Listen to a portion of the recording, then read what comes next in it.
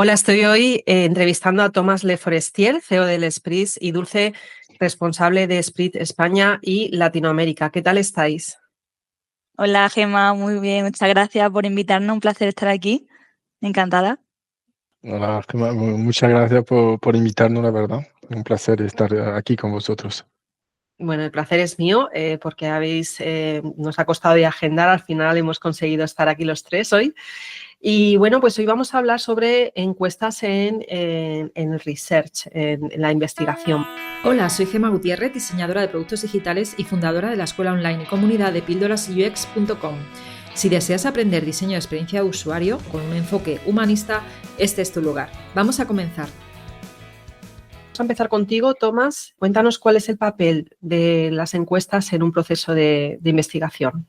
Primero iba a introducir rápidamente lo que es Sphinx para que tengáis una idea que Sphinx es una empresa francesa que desarrolla softwares y también acompaña a sus clientes para hacer encuestas. Entonces son softwares de encuestación y softwares de análisis de datos.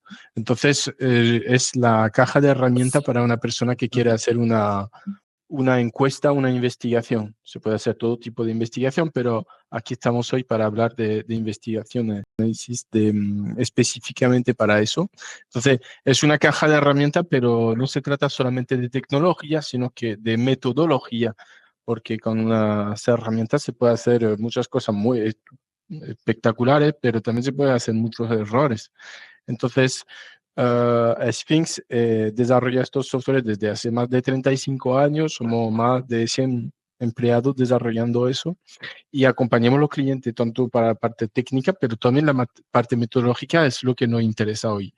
Entonces, este feedback de esta experiencia que tenemos enfocado en eso. Entonces, lo que es interesante hacer una encuesta, primero, para disminuir los riesgos, que en realidad esta encuesta, que sea para eso o otra cosa, muchas veces se trata para una investigación de mercado también, evaluar, captar los riesgos, disminuir los riesgos y no desarrollar una interfaz durante días y días y darse cuenta luego que no tiene ningún interés o que no se entiende nada. Entonces, permite eso. Hacer una encuesta pues, es la oportunidad de llegar a muchas personas de forma muy económica. Técnicamente, hacer una encuesta online, por ejemplo, pues es mucho más barato que llamar 200 personas. Y entonces, encima luego se convierte en datos que se puede aprovechar para hacer estadística. Y entonces, estas estadísticas, pues a veces validan algunas hipótesis que se hicieron durante las entrevistas, a lo mejor más cualitativas, y así gracias a la estadística se puede pues, tener una imagen representativa de lo que son los clientes o usuarios. En este caso, te paso ahora la pregunta a ti, Dulce. ¿Cuándo crees que tiene sentido hacer una encuesta dentro de un proyecto? Pues sí, a ver, es una pregunta muy interesante porque realmente todo depende del momento en el que realizas la encuesta dentro de tu proyecto, ¿no? Por supuesto, siempre decimos que la encuesta tiene que tener un propósito claro realmente, porque muchas veces lo que ocurre es lo que vemos que muchos investigadores, pues sí les gustaría lanzar una encuesta y quisieran conocer ciertas cosas de su usuario, ¿no? Pero luego realmente no aportar un valor real al proyecto, ¿no? que se está evaluando. Entonces, siempre, como digo, pues que sea gracias a un propósito claro y accionable, ¿no? ¿Qué tipo de encuestas? Pues depende, como he dicho, del momento del proyecto. Tenemos encuestas, sobre todo para las fases exploratorias, tipo pretest, ¿no? Donde vamos a preguntar por el hábito, el uso, ¿no? Que le dan, por ejemplo, a cierto servicio, a cierta aplicación o herramienta. Y eso nos sirve sobre todo antes del diseño de la aplicación para conocer un poco pues, cómo se manejan, cuáles son su hábito de consumo, sus hábitos de uso de ciertos servicios, etcétera, ¿no? Luego, para las fases evaluativas, es decir, cuando ya está realizado el servicio o la aplicación o lo que fuera, vamos a evaluar tanto si es versión beta como si es ya versión definitiva. Por ejemplo, tras una tarea o post-interacción, Normalmente se evalúa en caliente. En caliente significa que es justo tras la interacción, y ahí, por ejemplo, preguntamos sobre el nivel de esfuerzo, el Customer Effort Score, que últimamente está muy de moda. Oye, ¿qué tan difícil ha sido para ti reservar una clase en esta aplicación, etcétera, por ejemplo? También hay encuestas evaluativas de la percepción de la usabilidad de esa aplicación, por ejemplo, ¿no? Que está relacionada con el SUS, no sé si lo conoceréis, pues, se llama System Usability Scale, ¿vale? Que se evalúa la eficacia, la eficiencia y la satisfacción de la aplicación. Y también hay encuestas de satisfacción más generalistas, de fidelidad del servicio, ahí entra en juego, pues, sobre todo el NPS, que es el nivel de recomendación. Y luego también otro tipo de estudios en UX, por ejemplo, de detección de fricciones específicas sobre, pues, por cualquier momento en el journey, ¿no? Por ejemplo, una encuesta de abandono, oye, pues, ¿qué ha pasado para que no hayas terminado el proceso de compra o el proceso de reserva, ¿no? O, por ejemplo, microencuestas contextuales que se realiza de forma también en caliente, ¿no? En el momento justo, para recoger de la forma más espontánea posible pues los comentarios y la percepción del usuario sobre ese momento específico de la fricción, ¿no? Básicamente hay muchos tipos de encuestas, pero sobre todo lo que voy a repetir es que tenga un objetivo muy claro y que realmente sea accionable y que aporte valor al estudio.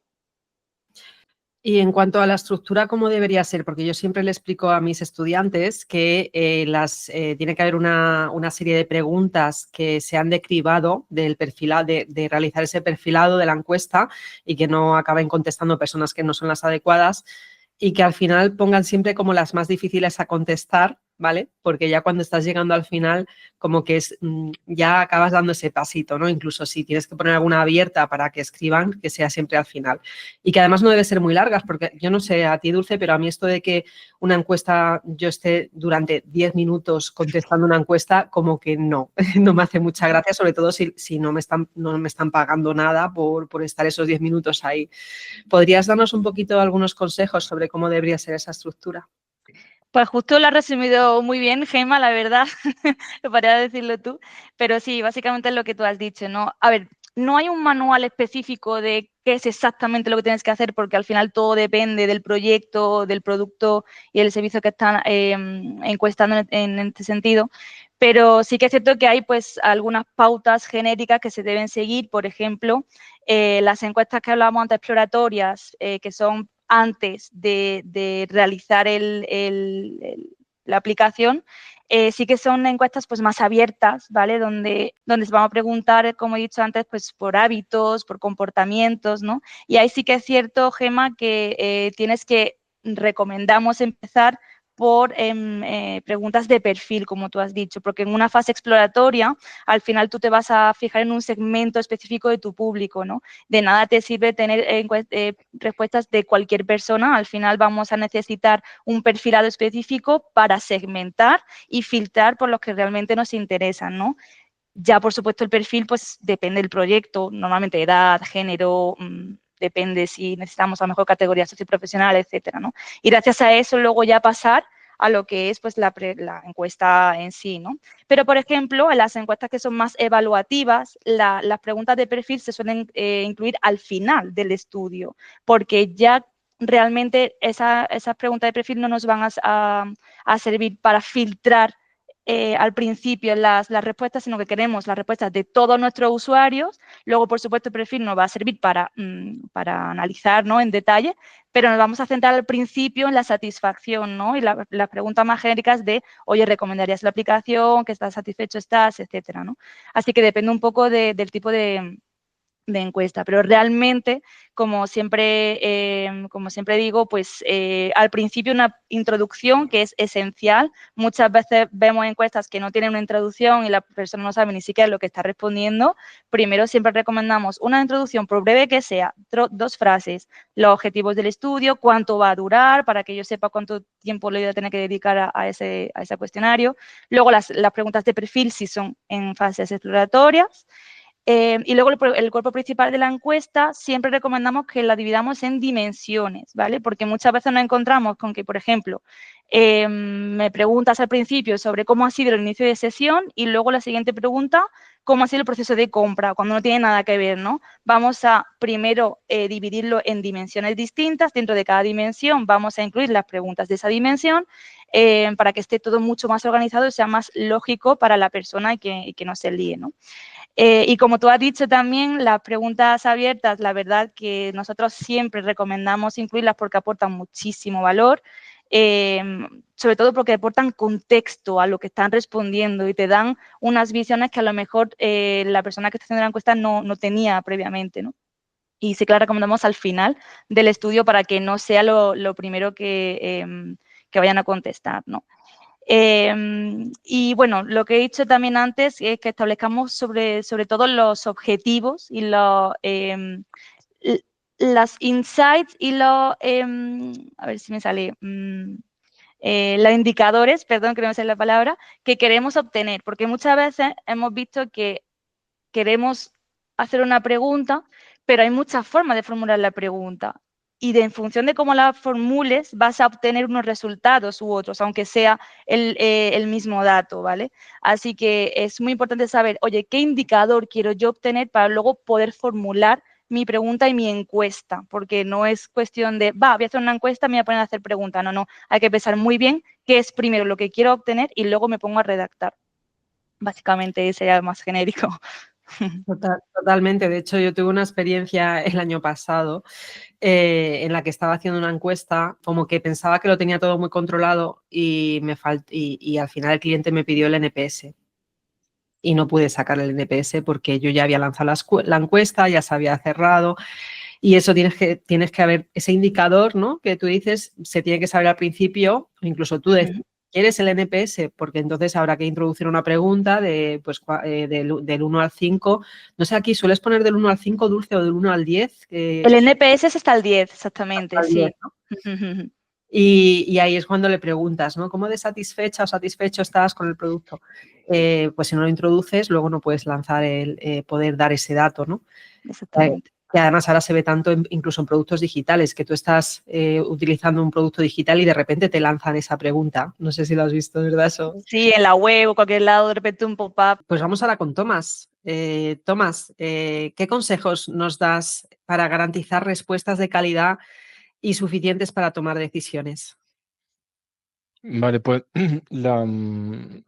algo muy importante ya es a quién voy a mandar esa encuesta. Entonces, si para mandarlo a los compañeros, a la familia y tal, pues es un sesgo, entonces hay que tener como los usuarios adecuados, entonces los que luego se supone que van a usarlo. Entonces, em, es un poco porque puede tener la mejor encuesta del mundo, pero si los que contestan no corresponden a lo que quieren estudiar, la gente que quieres investigar, pues ahí puedes tener un problema. Entonces, eh, ya ahí hay que definir quién quieres que conteste a eso. Entonces, a las empresas muchas veces cuando son desarrollo de softwares o interfaz así, pues tienen clientes, le preguntan a sus clientes, pero a veces si es algo nuevo, pues también tienen que tener el punto de vista de alguien que no es cliente, que no ha visto eso nunca o que usa otra herramienta distinta. Lo que los paneles permiten hacer eso, es decir, que en vez de usar la base de datos de cliente o de potenciales clientes que tiene una empresa, puede tener puede pedir a un panel. Entonces, un panel es como una muestra, pero se paga. Entonces, ahí pues tienes que pagar, por ejemplo, 5 euros por respuesta, o depende de si son personas difíciles de alcanzar, puede ser más cara. Y depende también de si el cuestionario es corto o largo. Entonces, allí se puede pues, obtener respuesta de gente, pero es verdad que es un poco la problemática que todo el mundo tiene cuando tienes ya tu encuesta, ¿a quién la mando?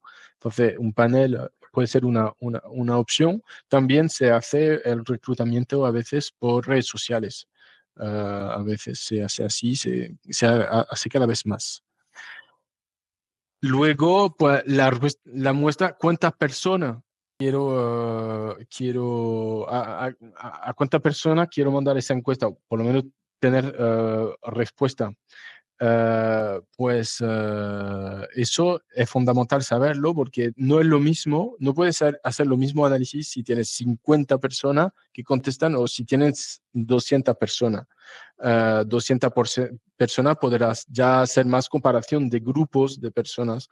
Cuando son menos, como 50, es más un análisis casi cualitativo, sino que vas analizando el detalle de cada persona, pero entonces ahí a partir de 200 personas se puede hacer mucho más análisis estadístico.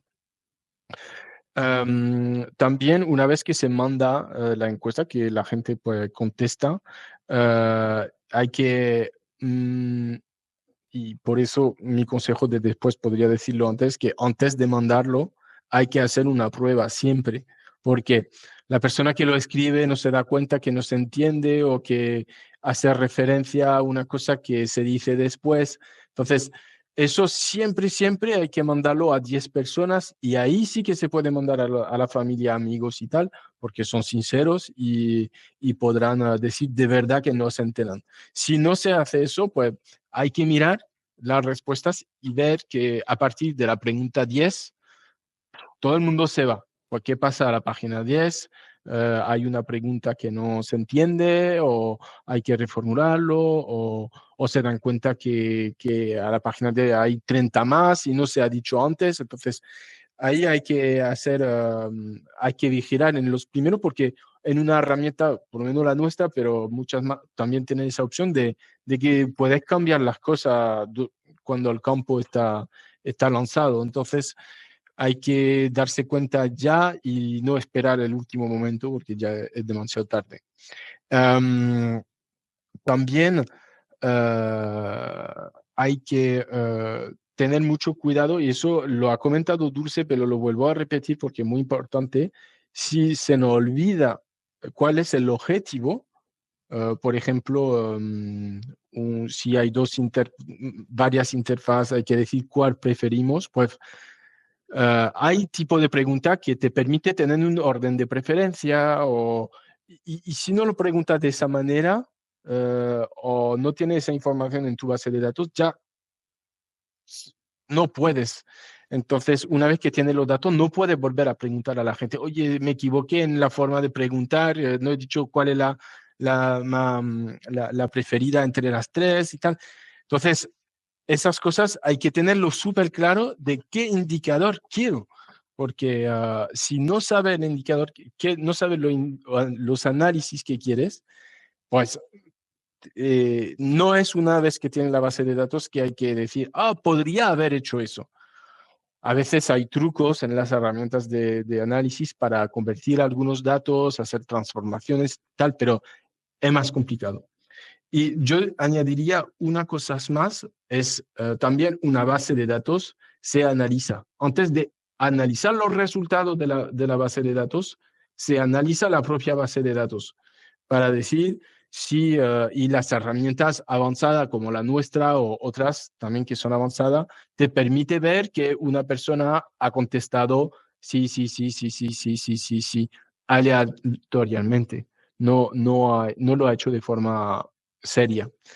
O, por ejemplo, han contestado en menos de 3 minutos cuando tú sabes que una encuesta así se hace bien en 15 minutos. Si hacen 2 minutos y ha contestado a todo, hay algo. Sí, también hay trucos para ver que siempre una persona contesta lejos de la media. Entonces, puede tener una opinión distinta a los demás, pero si es siempre así, o tiene un gusto muy distinto a los demás, o que tú has contestado así sin darte cuenta. Y también la gente que contesta varias veces, es decir, que sobre todo cuando paga, entonces si pregunta el número o el email y tal, siempre hay que ver si contestan más de una vez. y luego, bueno, se quitan del análisis y ya está, pero son truquitos que te puedo compartir. Así. Muchísimas gracias, Tomás. Vamos ahora a dar consejos, Dulce, a los equipos de diseño que tienen que crear encuestas. ¿Cuáles son los errores más comunes que tú has visto? Bueno, pues uno de los errores más comunes, y justo lo hemos ya dicho anteriormente y que tú lo has mencionado, es el tiempo. El tiempo porque sobre todo viene impactado por la cantidad de preguntas que se hacen que realmente no son necesarias, ¿no? A veces nos encontramos, como he dicho antes, situaciones en las que, vale, sí, me encantaría conocerlo todo acerca de mi usuario y acerca del uso que le da a la aplicación o a la web y tal, pero no es necesario en este momento específico para evaluar en esta funcionalidad, ¿no? Entonces, ¿eso qué va a hacer? Que al final la persona se canse de contestar preguntas, de respuestas, o sea, encuestas tan largas, ¿no? Normalmente depende, por supuesto, muchísimo del proyecto, pero a partir de los 8 o 9 minutos ya vemos que el interés se pierde muchísimo, hay mucha más tasa de abandono, entonces siempre hay que procurar realizar encuestas cortas e ir justo directamente al punto de lo que vamos a tratar, y ahí está relacionado con esos objetivos que venimos hablando, ¿no? De cuáles son mis objetivos, qué es lo que quiero analizar, qué es lo que quiero extraer. Vale, pues de este indicador puedo hacer esta pregunta, y no hacer preguntas porque sí, nos encantaría saberlo todo, pero realmente eso va a abrumar no solamente, ojo, a la persona que responde, sino también a la persona que lo va a analizar, porque luego vemos que hay preguntas que ni siquiera se llegan a analizar y siempre cogemos las 4 o 5, las explotamos, sobreexplotamos y el resto se queda en el olvido, ¿no? Entonces sí que es cierto que es un ejercicio muy importante a tener en cuenta. Y también creo que subestimamos muchísimo lo difícil que es redactar una buena pregunta, ojo. Aquí entra en juego muchos aspectos. Uno de ellos es la ambigüedad. Hay muchas veces en fin, que cometemos el error de crear una pregunta que para nosotros probablemente es entendible, pero para las otras personas no. Y es lo que hablaba Tomás antes. Oye, testea la encuesta, preséntasela a tu compañero o a quien sea para ver si esa persona lo entiende, porque a lo mejor yo creo que esta palabra o esta forma de expresarse se me entiende, pero no es así, ¿no? Pregunta como, por ejemplo, ¿no crees que la reserva de las clases se puede automatizar o algo así? Pues son preguntas que puedan dar un poco a confusión, ¿no? Y también suele ser muy típico las preguntas dobles en una única pregunta. Te estoy preguntando por ejemplo, ¿te ha parecido fácil y rápido el registrarte? Pues a lo mejor me ha parecido fácil, pero no rápido, o al revés, ¿no? Y hay que separarlo, ¿no? Justo nosotros hicimos creo que fue en enero, febrero, hicimos un webinar sobre esto. Si os interesa, pues lo puedo compartir, porque la verdad era muy interesante y hay muchísimos errores que se cometen en la formulación de la encuesta, de las preguntas, y que realmente no nos damos cuenta, porque lo tenemos tan interiorizado que pensamos que en fin, pues está bien, pero no, al final cometemos esos errores y luego cuando ya tienes la encuesta terminada, como ha dicho Tomás, ya no hay vuelta atrás, ya no podemos hacer otra cosa, así que en fin. Y bueno, ya para terminar, perdón, Gemma, y para reiterar un poco lo que ha dicho Tomás, es probar 1.000.000 de veces, y no solamente la pruebas tú, sino que otra persona ajena un poco al estudio, que tenga un aire, sí, que no tenga interés en ese proyecto, ¿no? Porque al final, como ha dicho Tomás, pues yo creo que está bien planteada de esta manera, pero probablemente hay incongruencias, hay cosas que no son lógicas, y que uno, como está tan metido en la encuesta porque lleva 4 o 5 días haciéndola, pues no se da cuenta, ¿no? En fin, pues un poco de resumen. Muchísimas gracias, Dulce. Pues ese webinar pásamelo y lo pondré en los recursos del artículo relacionado a este episodio del podcast, que yo siempre pongo el enlace para que puedan ver, bueno, pues los recursos estará vuestra página web, esa demo y también voy adelantando, que lo diremos al final, es que Dulce va a venir también a hacer una demo a mi escuela de Tribux y va a ser en abierto el mes de mayo. Así que vamos a poder aprender mucho más, ¿no?, sobre temas de encuestas. Dulce, cuéntanos cómo se puede combinar, porque claro, cuando estamos en investigación, en el research, siempre hacemos como varias técnicas de investigación, ¿no? En el caso, imagínate que ya el producto digital ya existe, en ese caso quizá podemos combinar una encuesta con un test de usabilidad o con datos que vengan de la analítica web. Cuéntanos cómo se pueden ir combinando todas estas técnicas. Y pues justo lo que nosotros siempre decimos es que cuantas más fuentes combines también, mejor, porque así tienes una visión un poco más 360, ¿no?, del usuario, del público al que estás evaluando. Y, en fin, pues al final, porque cada fuente de datos tiene un interés distinto y responde a unas preguntas distintas, ¿no? Por ejemplo, las encuestas te dan la información sobre qué es lo que opinan los usuarios, qué es lo que prefieren, ¿no? Pero, por ejemplo, los test cualitativos y las pruebas de usabilidad que tú comentabas, pues te dan más información sobre qué es lo que sienten, dónde están bloqueados, por qué están haciendo X recurrido, X journey, ¿no? Y luego, por supuesto, la analítica de la web o de la aplicación, esa información que recogemos te da esa información específica del journey, ¿no? Desde dónde empiezan, hacia dónde van, dónde acaban, dónde se bloquean, dónde abandonan, qué están ignorando, ¿no? Y si todo se puede combinar, al final tenemos una visión amplísima que nos va a dar pues una información muchísimo más valiosa que si lo analizamos todo de forma independiente, la encuesta por un lado, la analítica web por otro y los test cualitativos por otro, ¿no? ¿Cómo se pueden combinar entre sí? Pues a ver, por supuesto, pues hay muchísimas formas de hacerlo, aquí no hay ni blanco y negro, hay muchos grises y claroscuros, todo depende un poco del proyecto, ¿no?, y de lo que estemos evaluando, pero algunas ideas serían, por ejemplo, pues podemos empezar con los datos de analítica, ¿no?, donde vamos a detectar esas fricciones específicas. Oye, pues mira, muchos usuarios abandonan en este momento específico de la compra o de la reserva, y entonces ahí, en caliente, es decir, en el momento, en la medida en la que se pueda, claro, si la aplicación te lo permite o el pop-up que hablábamos antes que te aparece en la web, vamos a preguntarle por esa fricción. Oye, ¿qué ha pasado? ¿Por qué te has detenido al finalizar la compra? ¿Es que hay un medio de pago que no estaba previsto, que tú no que quieres pagar por ese medio, ¿no? O, por ejemplo, tienes dudas sobre el producto y al final eso ha hecho que no termines por comprar. Entonces, en ese justo momento, combinar la encuesta con ese dato de la web para, pues en fin, para ser un poco más reactivos y dar contexto a esa fricción en ese momento, ¿no? O, por ejemplo, también combinar, por ejemplo, heatmaps que tenemos en las webs, en la landing, por ejemplo, o en la landing o en la aplicación, con esas microencuestas contextuales que viene un poco relacionado. Pues si vemos que a la mitad de la página la gente deja de hacer scroll porque hay un montón de contenido que no está visualizando, vamos a lanzar un pop-up a preguntar en una sola pregunta, oye, ¿por qué te estás yendo? O qué información esperabas y que no has visto, o quédate que te voy a enseñar X información, ¿no?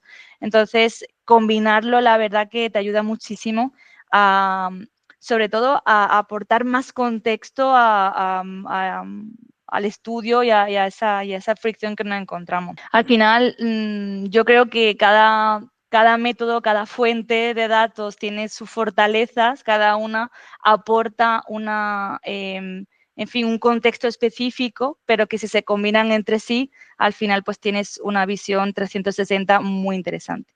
Pues muchísimas gracias. Y ya para cerrar y despedirme, contaros que Dulce va a venir a dar una masterclass gratuita donde va a presentar cómo funciona Sprint, que no sé pronunciarlo bien, Dulce, o sea, que aquí, por favor, explica un poco lo que vas a contar en esta demo, porque es un poco para mí un complemento de este episodio del podcast, porque además va a ser en abierto, va a poder verlo cualquier persona que se apunte. Si quien ya esté en mi newsletter le llegará la invitación, y quien me siga en redes sociales, pues también lo pondré por redes sociales. Cuéntanos, Dulce. Sí, bueno, no te preocupes, Gemma, por la pronunciación, porque hay todavía muchos clientes nuestros que todavía tampoco saben pronunciarlo, es muy difícil. Squinks, Spinks. A ver, como el nombre es francés, ¿no? Pues los españoles no sabemos muy bien cómo decirlo. Yo siempre digo Sphinx, intento un poco a ver si así se españoliza, pero en fin, es complicado, no te preocupes.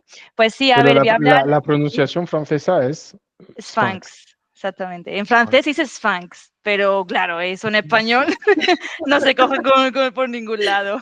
Sí. Exactamente. Entonces, en españolizado, Sphinx. Pues sí, justo lo que tú comentabas, ¿no, Gemma? Que voy a hablar sobre nuestra herramienta de encuestas y análisis, Sphinx de Click. No solamente voy a enseñar la herramienta, sino que voy a explicar, gracias a nuestra herramienta, cómo crear una buena encuesta, consejos, cómo diseñar las preguntas, ¿no? Técnicas para difundir la encuesta.